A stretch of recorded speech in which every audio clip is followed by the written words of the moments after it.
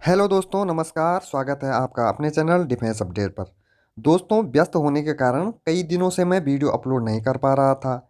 इसलिए अब मैंने डिसाइड किया है कि पूरे सप्ताह में केवल एक ही वीडियो बनाऊंगा और पूरे सप्ताह का घटनाक्रम एक ही वीडियो में आपको बताऊंगा। और मुझे आशा है कि आप लोग मुझे सहयोग करेंगे। दोस्तों, इस सप्ताह का सबसे बड़ा मुद्दा था दुनिया के सबसे पुराने लोकतांत्रिक देश अमेरिका के चुनाव में अमेरिकी लोगों ने अपना राष्ट्रपति चुन लिया है। इस चुनाव में जो बाइडन ने डोनाल्ड ट्रंप पर भारी मतों से विजय हासिल करी और कमला हैरिस, जो कि भारतीय मूल की अमेरिकी महिला है, ने उपराष्ट्रपति बनकर पहली महिला और वो भी अश्वेत उपराष्ट्रपति बनने का इतिहास रच दिया है। अमेरिका में हुए इस सत्ता परिवर्तन के कई राजनीतिक पंडित भारत के लिए शुभ मान रहे हैं तो कई अशुभ मान रहे हैं, क्योंकि जो बाइडन और कमला हैरिस ने भारत द्वारा कश्मीर से धारा 370 खत्म करने का विरोध किया था। हालांकि तब वो सत्ता में नहीं थे। यहाँ भारत की ही सबसे पुरानी पार्टी कांग्रेस सहित कई अन्य दल भी वही देश तोड़ने वाली बात कर चुके हैं। वहीं कुछ लोग बाइडन को चीन और पाकिस्तान का प्रो मानते हैं, लेकिन जो बाइडन H1B वीज़ा पेरिस जलवायु समझौता के लिए भारत का समर्थन कर चुके हैं। चाहे कुछ भी हो, लेकिन आज अमेरिका भारत की अनदेखी नहीं कर सकता है, जैसा कि मैंने पिछली वीडियो में भी आपको बता रखा है। क्योंकि चाइना के खिलाफ अमेरिका के लिए एक मजबूत साझेदार के तौर पर भारत ही फिट बैठता है। इसलिए अमेरिका भारत की अनदेखी कभी नहीं कर सकता है। इस सप्ताह का दूसरा सबसे बड़ा मुद्दा है दोस्तों, भारतीय सरकार में विराजमान बीजेपी सरकार के नेता डॉक्टर सुब्रमण्यम स्वामी ने एक चौंकाने वाला ट्वीट किया, जिसमें उन्होंने रूस के राष्ट्रपति व्लादिमीर पुतिन पर हमला करते हुए लिखा कि पुतिन भारत के लिए भरोसेमंद नहीं है। जब तक पुतिन KGB फाइल का सच नहीं बताते कि कैसे नेताजी सुभाष चंद्र बोस और लाल बहादुर शास्त्री जी की मौत हुई और इसके लिए नेहरू परिवार ने कितने पैसे दिए, रूस अब सोवियत संघ नहीं है, तो पुतिन को TDK के अलावा कौन रोक रहा है सच बताने में। सुब्रमण्यम स्वामी ने पुतिन से पूछा कि नेताजी सुभाष चंद्र बोस और लाल बहादुर शास्त्री जी की फाइल को सार्वजनिक करके पुतिन साबित करे कि वो हमारा दोस्त है या दुश्मन। स्वामी ने सोनिया गांधी को रूसी जासूसी संस्था KGB का एजेंट बताया और कहा, सोनिया गांधी हाल ही में 2 बार रूस पुतिन से मिलने क्यों गई, जिससे कांग्रेस को काफ़ी मिर्ची लगी और भारत में रूसी दूतावास को भी श्री स्वामी का जवाब देना पड़ा। दोस्तों, जब से भारत में एक देशभक्त वाली सरकार बनी है, रूस लगातार तब से भारत को नुकसान पहुंचाने के लिए काम करने में लगा है। हालांकि भारत भी रूस के कट्टर दुश्मन अमेरिका से लगातार संबंध मजबूत कर रहा है, लेकिन रूस पहले ही भारत के लिए सबसे बड़ा खतरा चीन से गहरी दोस्ती और सैन्य गठजोड़ बनाता रहा। रूस के राष्ट्रपति व्लादिमीर पुतिन का हाल ही में आया बयान से पूरी दुनिया में उथल पुथल मचा दिया। पुतिन ने कहा था कि रूस चीन के साथ सैनिक संधि करने पर सोचने को तैयार है और अगर ये संधि हुई तो यह संधि अमेरिका और यूरोप के नाटो जैसी होगी। पुतिन ने ये बयान मॉस्को में एक थिंक टैंक को वीडियो कॉन्फ्रेंसिंग के जरिए कही। पुतिन ने कहा कि चीन से रूस का बहुत गहरा संबंध है।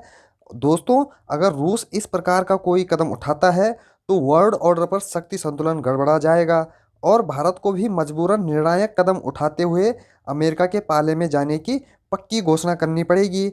आपको इस बारे में क्या लगता है दोस्तों? अपनी राय जरूर कमेंट करके बताएं। रूस भारत को यहीं तक चिढ़ाना बंद नहीं किया दोस्तों।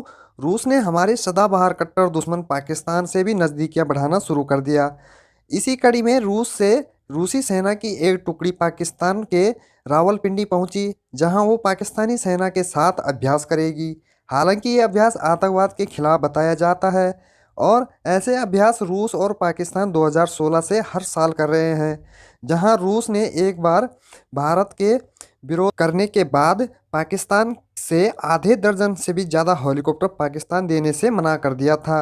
वहीं अब रूसी सेना पाकिस्तानी सेना को ट्रेन कर रही है, जिसमें आतंकवाद का जामा पहना दिया गया है। भारत को भी रूस को तुष्टीकरण से ऊपर उठकर अब वो सारे कदम उठाने चाहिए जिसे भारत रूस के लिए कुर्बान कर देता था। आपको इस विषय पर क्या लगता है दोस्तों? भारत को ऐसा करना चाहिए या नहीं? प्लीज़ कमेंट करके ज़रूर बताएं। दोस्तों, इस हफ्ते का जो अगला मुद्दा जो छाया रहा मीडिया में, वो है भारत और ताइवान अब चीन पर ट्रेड स्ट्राइक करने जा रहे हैं। जी हाँ दोस्तों, भारत और ताइवान अब ट्रेड डील करने जा रहे हैं, जिससे चीन को मिर्ची लग गई। चीन ने भारत में चल रही उन मीडिया रिपोर्ट पर नाराजगी जताई जिनमें कहा गया है कि भारत और ताइवान के बीच ट्रेड डील होने वाली है। भारत और ताइवान दोनों ही देश चीन की तानाशाह सरकार से पीड़ित हैं और दोनों देश कई सालों से एक ट्रेड डील चाहते हैं। लेकिन भारत की सरकार चीन को नाराज न करने की नीति से हमेशा पीछे हट जाती है। लेकिन अब भारतीय सरकार पर जब से चीन ने सीमा पर तनाव बढ़ाया है, तब से जनता का बहुत ज़्यादा प्रेशर होने के साथ साथ मोदी सरकार में भी कुछ ऐसे देशभक्ति वाले लोग ने भी केंद्र सरकार पर प्रेशर चीन के खिलाफ बनाना शुरू कर दिया है, जो कि सही भी है। हालांकि अभी तक ट्रेड डील का रास्ता साफ नहीं हुआ है, लेकिन इस ट्रेड डील से चीन बौखला गया है। इसीलिए चीनी विदेश मंत्रालय के प्रवक्ता झाओ लिजियान ने प्रेस ब्रीफिंग करनी पड़ी, जिसमें भारत की ओर से इशारे में कहा कि दुनिया को वन चाइना पॉलिसी का पालन करना चाहिए। दोस्तों, चीन ताइवान को अपना हिस्सा मानता है और इसीलिए चीन को इस विषय पर जब भी कोई बात करता है तो मिर्ची लगती है। आपको इस विषय पर क्या कहना है, प्लीज़ कमेंट बॉक्स में ज़रूर लिखें। दोस्तों, देश के अंदर की बात करें तो सबसे बड़ा मुद्दा इस हफ्ते इमरजेंसी यानी आपातकाल का रहा। जी हाँ दोस्तों, 1977 में जिस तरीके से कांग्रेस की सरकार में इंदिरा गांधी द्वारा आपातकाल पूरे भारत पर थोप दिया था, ठीक उसी तरह आज कांग्रेस, एनसीपी और बाल ठाकरे के पुत्र उद्धव ठाकरे ने महाराष्ट्र में हालात ऐसे ही कर दिए हैं। जो भी देशभक्त की बात करता है उसके ऊपर ही कार्रवाई बदले की कर रहे हैं। उद्धव ठाकरे सोनिया गांधी की गोद में और शरद पवार के चरणों में बैठ गया है। रिपब्लिक टीवी के प्रधान संपादक अर्नब गोस्वामी हो या देश प्रेमी कंगना रनावत, दोनों को महाराष्ट्र सरकार अपने निजी बदले के कारण फंसा रही है। इन राजनीतिक दलों ने तो हमेशा ही उन लोगों को परेशान किया है जो इस देश का भला सोचता है, पर भारतीय जनता पार्टी और मीडिया ग्रुप भी इस बदलापुर पर बहुत ज़्यादा तवज्जो नहीं दे रहे हैं। ऐसे में कांग्रेस सहित महाराष्ट्र की सरकार की मलाई खाने वाले लोगों को और ज़्यादा हिम्मत मिल गई, जिससे इन भ्रष्ट लोगों ने अर्णब गोस्वामी के ऐसे षड्यंत्र में फंसाया कि एक ही दिन में अर्णब को गिरफ्तार करके ऐसी जेल में भेज दिया जहां कुख्यात अंडरवर्ल्ड के अपराधी को रखा जाता है। भारतीय न्याय प्रक्रिया पर भी हमेशा की तरह सवालिया निशान लग रहे हैं, जिससे जिस प्रकार अर्णब को न्याय देने में न्यायाधीशों द्वारा जानबूझकर देरी की जा रही है और देश में छोटे छोटे मुद्दे पर टिप्पणी करने वाला हमारा सुप्रीम कोर्ट भी कुछ नहीं बोल रहा है। कभी कभी तो हमें लगता है दोस्तों कि हम आज़ाद भारत में नहीं किसी तानाशाह के चीन में रह रहे हैं। जिस हिसाब से एक बड़े पत्रकार को उसके द्वारा किसी पार्टी और किसी पार्टी की लीडर का सही नाम लिए जाने के कारण प्रताड़ित किया जा रहा है। हम तुम तो बहुत ही छोटे इंसान हैं और हमारा हाल क्या करेंगे।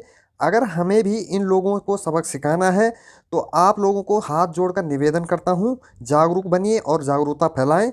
अगर आपको लगता है कि मेरा ये वीडियो किसी एक आदमी को इस देश के गद्दारों से जागरूक होगा तो प्लीज़ लाइक और शेयर करें और अर्नब गोस्वामी को के लिए अपना समर्थन देने के लिए इस चैनल को सब्सक्राइब करें। धन्यवाद। जय हिंद, जय भारत।